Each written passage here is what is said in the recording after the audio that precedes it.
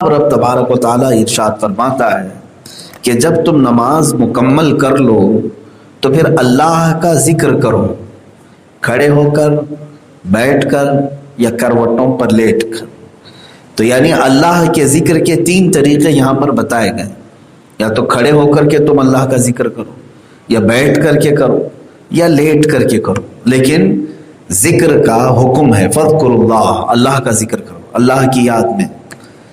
اب ذکر کئی طریقے کا ہے، بندہ اللہ کو یاد کر لے اس کے اسماء حسنہ سے، اس کے صفاتی نام سے۔ ذکر کہتے ہیں یاد کرنے کو، تو اللہ کو جس انداز میں بھی وہ یاد کرے گا وہ ذکر ہی کہلائے گا۔ ذکر کی جو قسمیں ہیں، ذکر بالجوارح ہے، ذکر باللسان ہے، ذکر بالقلب ہے، تین ہیں۔ ذکر باللسان جیسے زبان سے آپ کا کہنا اللہ اللہ، سبحان اللہ، الحمدللہ، اللہ اکبر، یا حی یا قیوم یا لطیف، یہ سب ذکر زبانی ہے، اس کو ذکر باللسان کہتے ہیں۔ اور ذکر بالجوارح، جوارح کا مطلب ہوا ہاتھ پیر سارے اعضاء سے ذکر کرنا۔ وہ کیسے کہ آپ نے اگر کوئی نیک کام کیا اللہ کی رضا کے لیے تو یہ ہاتھ کا ذکر ہے۔ اللہ کی گھر کی طرف چلے، مسجد کی طرف نیت کر کے اللہ کو راضی کرنے کے لیے تو پیروں کا ذکر ہے، یہ پیروں کا ذکر ہے۔ کان سے آپ نے قرآن کی تلاوت سنی، اللہ کے نام سنے تو یہ کانوں کا ذکر ہے۔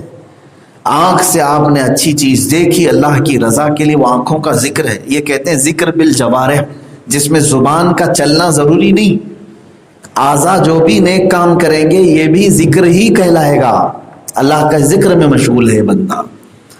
دو ہو گئے ذکر، اور ایک ہے ذکر بالقلب، وہ ہے زبان بھی نہیں کہہ رہی ہے، ہاتھ پیر بھی حرکت نہیں کر رہے ہیں، لیکن دل اس کا جاری ہے، خاموش بیٹھے ہوئے اپنے دل میں رب تبارک و تعالیٰ کو یاد کرتا رہا، یوں سوچتا رہا کہ میرا رب رحمان ہے، میرا رب رحیم ہے، میرا رب کریم ہے، وہ غفار ہے، وہ ستار ہے۔ زبان سے نہیں کہا، نہ ہاتھ پیر سے، دل میں یہ سارے خیالات لاتا رہا، تو اس کو کہا گیا ذکر بالقلب ہے، یعنی دل سے اللہ کا ذکر ہے۔ یہ تینوں ذکر کر سکتا ہے بندہ، زبان سے کرے یا اعضاء سے کرے یا دل سے کرے۔ اب کرنے کے جو طریقے ہیں یہ تو ہو گئے کہاں سے کرے، اور یہ ہے کیسے کرے۔ اس کے لیے اللہ فرماتا ہے یا تو کھڑے ہو کے کرو، کھڑے نہیں ہونا ہے، بیٹھنا ہے تو بیٹھ کر کے کرو، بیٹھ نہیں سکتے تو لیٹ کر کے کرو۔ یہ تینوں حالتیں ہیں انسان کی، یہ تین حالتیں ہیں انسان کی۔ ان میں اللہ تبارک و تعالیٰ نے فرمایا قیاما وقعودا وعلی جنوبکم، کھڑے ہو کر، بیٹھ کر یا کروٹوں پر لیٹ کر۔ بعض لوگ اس کی مخالفت کرتے ہیں، ذکر پاک جیسے صوفیہ اکرام کے طریقے ہیں الگ الگ ذکر کرنے کے۔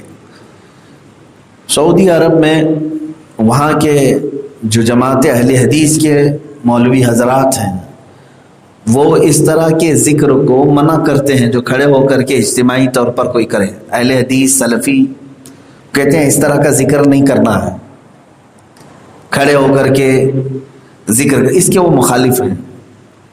اچھا، بیٹھ کر کے بھی اگر اجتماعی طور پر ذکر کرتے ہیں تو اس کے بھی وہ مخالف ہیں۔ ان کا کہنا ہے کہ بس اکیلا آدمی کہیں پر بھی ذکر کرے، لیکن قرآن کے اعتبار سے اللہ تبارک و تعالیٰ نے یہ تینوں حالتیں بتائی، تم کھڑے ہو کر کے بھی کر سکتے ہو، بیٹھ کر کے بھی کر سکتے ہو، سو کے بھی کر سکتے ہو۔ اسی سے یہ بات بھی سمجھ میں آتی ہے، رسول پاک صلی اللہ تعالیٰ علیہ وسلم کی بارگاہ میں سلام پیش کرنا، سلام جب پیش کرتا ہے تو کیا کہتا ہے معلوم ہے؟ حضور صلی اللہ تعالیٰ علیہ وسلم پر جو سلام پیش کیا جاتا ہے وہ در حقیقت اللہ کی بارگاہ میں دعا کرنا ہے۔ ہم دعا کرتے، درود پڑھیں آپ، درود میں کیا ہے؟ اللہم صلی علی سیدنا محمد، اے اللہ ہمارے آقا محمد صلی اللہ علیہ وسلم پر رحمت نازل کر، درود بھیج۔ ہم تو یہ کیا کر رہے ہیں؟ دعا کر رہے ہیں۔ حضور پر جو درود ہے نا وہ در حقیقت دعا ہے اللہ سے، ہم اللہ سے کہہ رہے ہیں کہ اے اللہ تو رحمت نازل فرما۔ الدعاء هو الذکر، اور فرمایا گیا دعا ہی یہ ذکر ہے۔ اس کا مطلب ہوا درود پڑھنا بھی کیا ہوا؟ ذکر ہے. درود بھی کیا ہے؟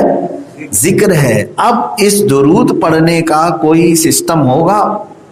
جو لوگ یہ کہتے ہیں کہ تم لوگ نماز کے بعد کھڑے ہو کر مدینے کی طرف منہ کر کے کیوں درود پڑھتے ہو، سلام پڑھتے ہو، ان کے لیے قرآن کی یہ آیت کافی ہے.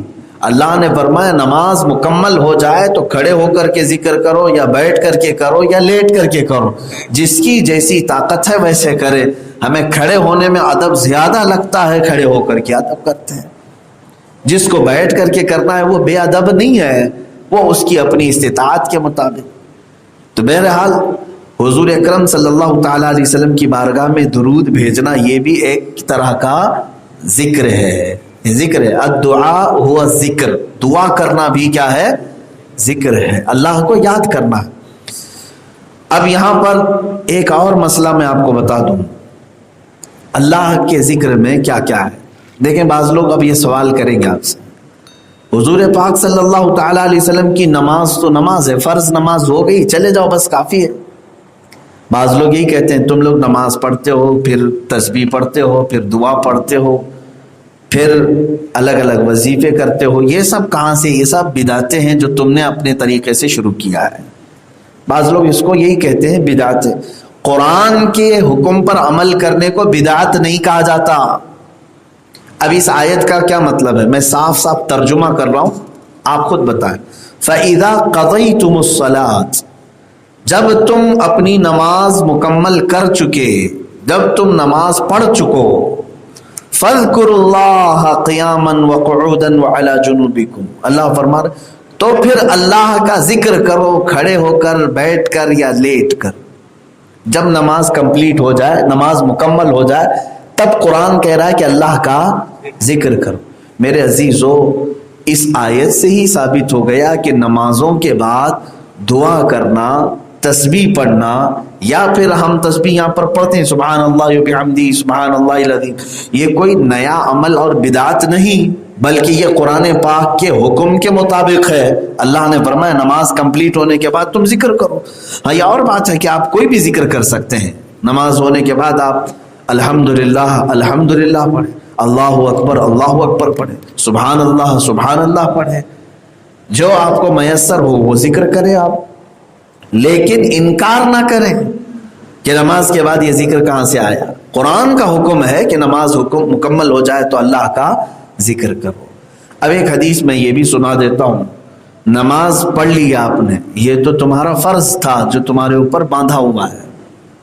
نماز تو پڑھ لیا، اس کے بعد اللہ سے اگر کچھ مانگا نہیں، دعا ہی کیا ہے؟ ذکر ہے. دعا بھی کیا ہے؟ ذکر ہے.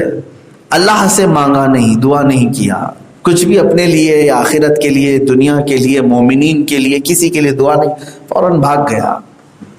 فرمایا گیا کہ اللہ تبارک و تعالیٰ اس بندے سے ناراض ہوتا ہے جو اس کے گھر میں آیا اور اس سے کچھ سوال نہیں کیا، مانگا نہیں. دیکھیں اللہ تعالیٰ کی شان عطا کیسی ہے.